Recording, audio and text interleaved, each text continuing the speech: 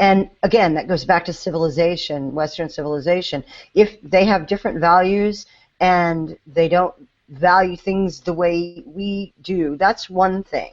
But in order to create places in which liberty will flourish, they have to do the work themselves. You're right, that securing liberty is securing liberty for us and being a place that people can go when there is no liberty for them somewhere else. We've been that place, and other nations have done that as well. Welcomed people who've been, kicked out or almost exterminated out of their countries or whatever. But I want to stop for just a second and pause on this. The same week in which 12 people were massacred in Paris, 2,000 or so were killed in Africa. Was it Nigeria? I don't remember. It was Thursday night. Nigeria. I was watching Foreign Matters from FRN. It was Stefan, who we had on last week, and George Templeton, Rodent Politics, and they brought this story up, and it was something that had just happened on Thursday, or Wednesday or Thursday, one of the two. And those guys went in and explained what happened, talked about who was doing it, and I've seen very little coverage in the media about that. And it was Boko Haram, another Muslim organization, a Muslim terrorist organization here, that has done that. They were the ones of the Bring Back Our Girls hashtag fame, by the way. Yes. And have they brought back our girls yet? The Western media is nearly silent on this. I've seen a couple of stories, but it has been nearly silent on this. So can we also say that the media has been very choosy about who they cover in terms of lives weren't matter. Those black lives that mattered? Thank you. Do we find that massacres in Africa are less important, even done by the same mindset that perpetuated the Paris massacre?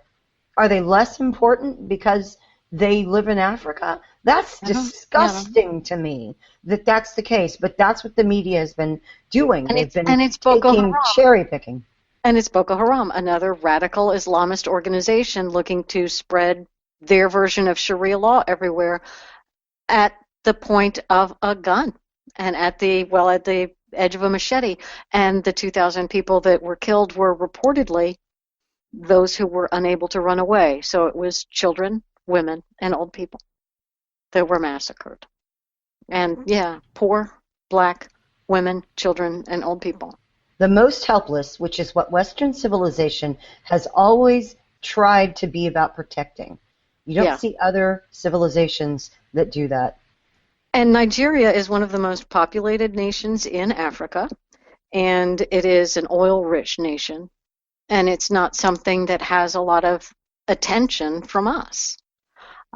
One of the world leaders that was standing next to President Hollande from France, Hollande, however you pronounce his name, it's French, I don't know, was the president of Mali, and people are like, well, we arrogant Americans are like, Mali, where's that? Who cares? What's that going on? Why is that guy there?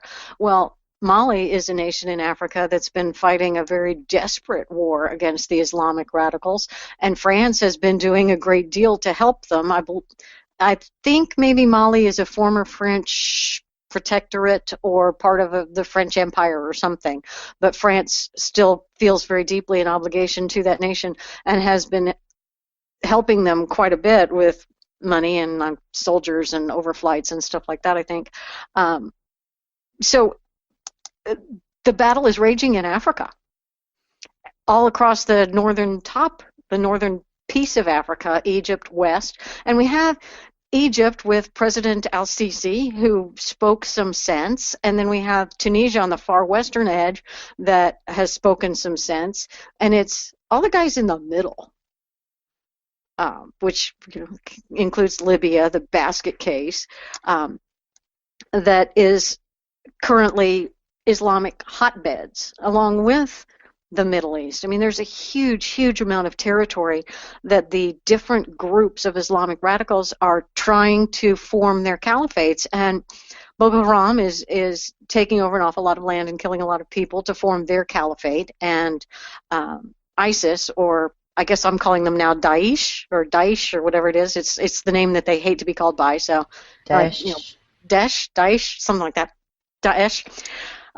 They're trying to form their caliphate in Syria and northern Iraq, and then we have Al Qaeda trying to form their caliphate from the base in Saudi Arabia and Afghanistan, and eventually they'll each have their own mid-sized caliphates, and then they'll decide, oh, you know what, Sunni, Shia, hey, let's work together and kill all of this Western civilization and form one big caliphate, and they will, and that's the way it'll all work. We can't, I don't know if a strategy of playing them off against each other works, and those are well above our pay grade, but the threat is, as Andy says, the threat is everywhere. And there are representatives of Boko Haram and ISIS and Al Qaeda well trained in America. We don't know where. The risk is everywhere. But we have to recognize it. And I'm thinking that now we're closer than we've ever been before to being able to acknowledge and recognize that the threat, in fact, has at its root the religion of Islam. That's what they're using as their inspiration. They say it's their motivator. Who am I to question what they say? There's a whole heck of a lot of that, second guessing. Well, one of the things that we did want to get to is this week is left tactics, and sort of do our left tactics segment on the Dodge. And it plays really well into the whole issue with the Charlie Hebdo massacre because of all the discussion we've just had. The liberal Dodge, the left Dodge, that takes a position and then until that position is not convenient anymore. And to talk about this, we've got the third chapter of Kurt Schlichter's I Am a Liberal, and I'm going to put that link in the chat. It's I Am a Liberal, a conservative's guide to dealing with nature's most irritating mistake. And it's beautiful that Kurt named it that. I love that that is the title. But the chapter 3, JD and I have sort of become, acolytes of Schlichter's chapter 3. We tell everybody about it all the time. And here's the reason why. Some of the insights in this are so fundamental to being effective as conservatives that we thought it deserved its own little discussion, and I am sure that Andy will recognize a heck of a lot of the things that we're going to talk about. Let me just start by outlining it a little bit with some quotes that Kurt has, and this is just soak this up as I read this to you. Liberal principles simply do not exist. Liberalism is merely a collection of political poses supporting the growth and expansion of liberalism itself. That's really powerful because we can see evidence of that, and we'll go into some examples in a minute. But so the idea is we know that liberalism believes in nothing more except liberalism. But many voters still imagine that liberals are the defenders of women, of civil liberties, of minorities. They have just heard it so often, and for so long they assume it's true.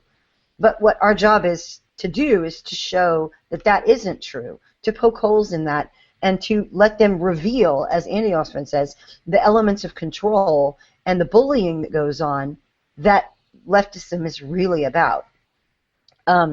The minute that you put these liberal principles, I did air quotes, oh my gosh, I'm sorry. The minute you put these liberal principles to the test, they vanish. Kurtz reads, it says, those long-standing moral positions that liberals have so valiantly defended, gone with the wind the second they stop being useful. Can anybody say you must always believe women about rape? Wasn't that a line that we were hearing not too long ago when we were talking about University of Virginia? Except that if the perpetrator happened to be Bill Clinton, then you don't use that line, do you? If you're on the left. That principle gets thrown out, that woman gets thrown out. If she happens to be riding in a car with a Kennedy, that principle gets thrown out. Well, okay, so if the bad guy is like Bill Cosby, then all the women claiming rape are perfectly believable. If the perpetrator is well-known Republican at Oberlin College named Barry, then we absolutely believe Lena Dunham. If the perpetrator is Bill Clinton, then Paula Jones is a lying skank. See how that works? Okay. That is exactly illustrative of what liberalism is at its core. Let's talk about speech. Okay, we've just spent all this time on Charlie Hebdo. Free speech is absolutely important. It's super, super important. Yeah, free speech. We got to be able to say whatever we want, and don't be telling me what I can't say. About Sarah Palin's retard baby. Yeah, absolutely. Yeah, you conservatives are all dictatorial. You're trying to churchify me and tell me what I can't say. And then when you get to campuses where certain conservatives have been invited to speak, oh no, that's offensive. We can't have that. Man culture would offend people. It's a microaggression. Yeah. It's absolutely ridiculous. This, it's not even a double standard. It's just like this ridiculous multi-level thing that whatever, it's amorphous. It's an amoeba defense for the left. They will say whatever they need to get their point across to advance liberalism, and that's a huge thing, and people don't really realize that, especially when you're talking about the average sort of conservative guy, on Facebook or Twitter, and engaging in a discussion, and all over, somebody's jumping all over the place, putting out these outrageous claims. What are you supposed to do? It's not. These are not good faith discussions that you're having. And that's very key. That's true. It's not good faith discussions. It's very key, because if they are indeed not good faith discussions, then you don't have to treat the things that they say with that kind of respect that you would a person who's actually having an intelligent conversation with you. We have people that we know in our lives who have been left-washed. I use that term every week for a reason. I want people to understand that that's different from... Oh, holy crap. I'm sorry. I need to interrupt you, Fishy, because Kurt Schlichter's in the chat room. What? Get out. Yeah, he is. No. So. Hi. Okay, so now that's embarrassing. No, but we know people who have been left-washed and who have been fed these lines, and they're able to parrot them back, but they're not necessarily people who have any kind of intellectual thought behind it. They've just heard these things, they believe them to be true, and they parrot them back. Those are the people that we want to be able to come at with some facts and figures, things like that, in a reasoned discussion. Kurt's not talking about those people when he's talking about going after the left. He's talking about the people who are absolutely committed to this flip-flopping, he calls it trying to grasp eels in the book. It's that difficult to pin these people down. And his advice is, go for the hypocrisy. Well, we've been illustrating for the past 5 minutes that hypocrisy, whether it's on rape, whether it's on race, whether it's on speech.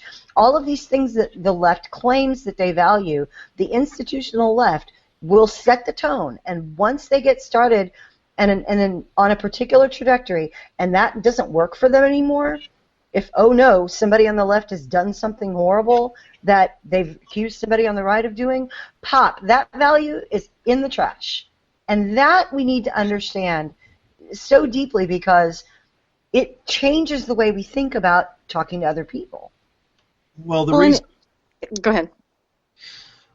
What we're basically saying is the left is a moving target, and the reason they're a moving target is because the one goal, the one reason, the one motivating factor behind being a liberal is control. You only become a liberal to control other people, to make them act as you would hope they would act. And truth is an impediment to you controlling. All right? A truth cannot be controlled. 2 + 2 is going to equal 4. That is something you don't control. It controls itself. And the more truths there are, the more they hem you in, the more they board you in, and you must obey them. You always have to obey truth. You can't disobey truth. You can't break it. You can only break yourself against it. And so the left will always change what they're